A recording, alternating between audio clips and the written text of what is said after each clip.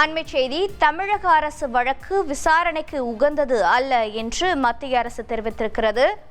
60 மணி நேரம் சோதனை நடத்தி பெண் அதிகாரிகளை தமிழக அரசு சோதனை நடத்தியது இல்லையா என்று நீதிபதிகள் கேள்வி எழுப்பியிருக்கிறார்கள். அண்மை செய்தியாக பார்த்து வருகிறோம்.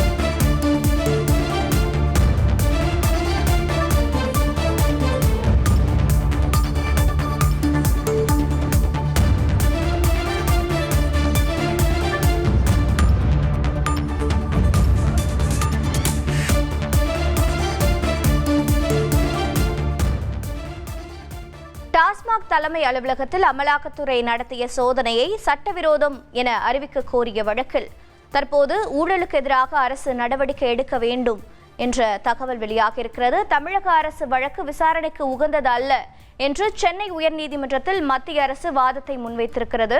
அண்மை செய்தியாக பார்த்து வருகிறோம். 60 மணி நேரம் சோதனை நடத்தி பெண் அதிகாரிகளை நள்ளிரவு வரை சிறைபிடித்துள்ளனர் என்று தமிழக அரசு வாதத்தை முன்வைத்திருக்கிறது. மேலும் தமிழக அரசு சோதனை நடத்தியது இல்லையா என்று நீதிபதிகளும் கேள்வி எழுப்பியிருக்கிறார்கள்.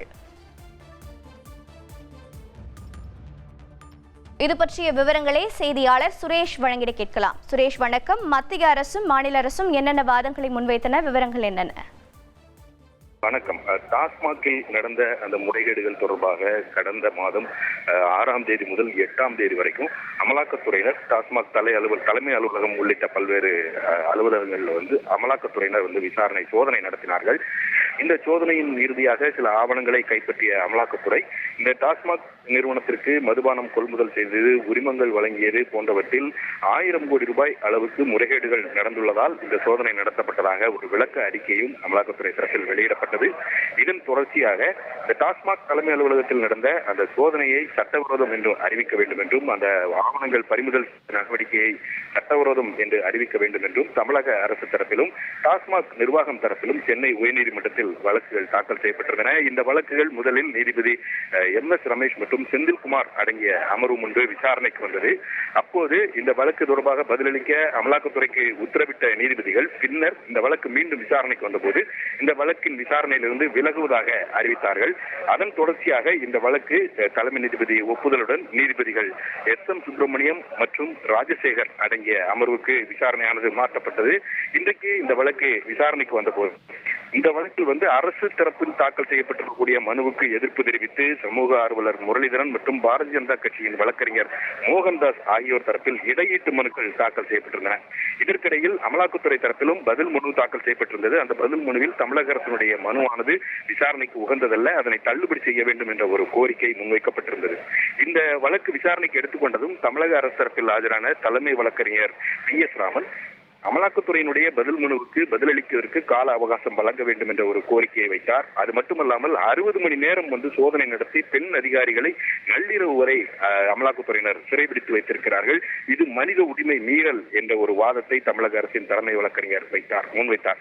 அப்போது குறுக்கிட்ட நீதிபதிகள் தமிழக காவல்துறை இதுபோன்று சோதனை நடத்தியது இல்லையா என்ற ஒரு கேள்வியை எழுப்பினார்கள். அத்துடன் அரசு என்பது மக்களுக்காகத்தான், ஊழலுக்கு எதிராக அரசு நடவடிக்கை எடுக்க வேண்டும் என்று நீதிபதிகள் அறிவுறுத்தினார்கள். மத்திய அரசு தரப்பில் டெல்லியில் இருந்து ஆஜரான சொலிசிட்டர் ஜெனரல் தன்னுடைய வாதத்தில் தமிழக அரசு தாக்கல் செய்திருக்கக்கூடிய இந்த வழக்கு விசாரணைக்கு உகந்ததல்ல என்ற ஒரு வாதத்தை பதிவு செய்தார். இதைத் தொடர்ந்து தமிழக அரசின் கோரிக்கையை ஏற்றுக்கொண்ட நீதிபதிகள் அமலாக்கத்துறை தாக்கல் செய்திருக்கக்கூடிய அந்த பதில் மனுவுக்கு பதிலளிப்பதற்கு அவகாசம் வழங்கி வழக்கின் விசாரணையை ஏப்ரல் 8ஆம் தேதிக்கு தள்ளி வைத்திருக்கிறார்கள். ஏப்ரல் 8 மற்றும் 9 ஆகிய 2 தேதிகள் இந்த வழக்கில் இறுதி விசாரணை நடத்தப்படும். 2 தரப்பு வாதங்களையும் நிறைவு செய்ய வேண்டும் என்று நீதிபதிகள் அறிவுறுத்தி விசாரணையை தள்ளி வைத்திருக்கிறார்கள். உங்களுடைய தகவல்களுக்கு நன்றி சுரேஷ். செய்திகளை உடனுக்குடன் தெரிந்து கொள்ள உடனே சப்ஸ்கிரைப் பண்ணுங்க.